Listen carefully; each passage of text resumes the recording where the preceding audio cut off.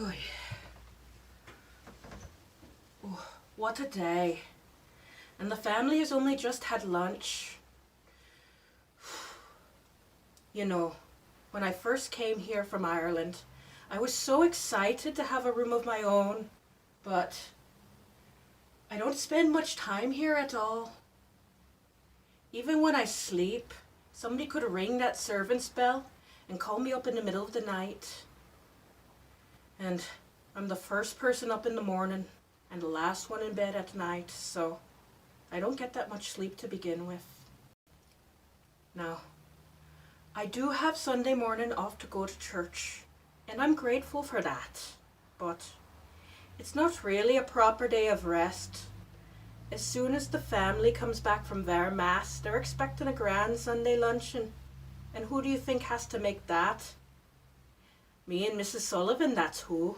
No, the only time I ever have truly to myself is my Thursday afternoon off, and on long hard days like this I just look so forward to it, 'cause any time after lunch is served on Thursday afternoon is my time and I can do what I like. I could write a letter home or go to a tea shop and eat a bit of cake made by someone else on linen I won't have to wash.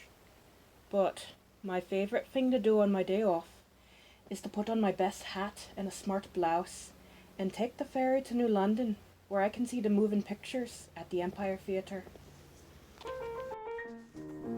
I love it when the light goes out and the piano starts playing and suddenly I'm somewhere else. Last week I saw a wonderful picture called His Mother, and it took me all the way back to Ireland.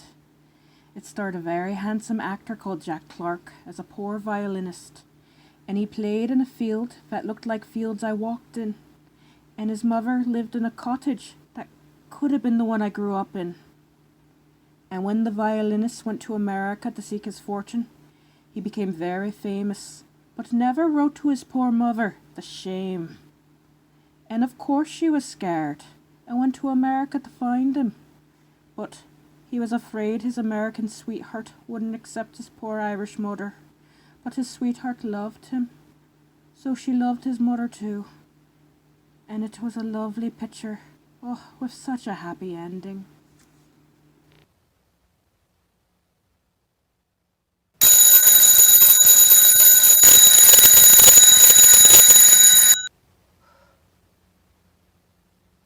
Well, I guess it isn't my day off yet.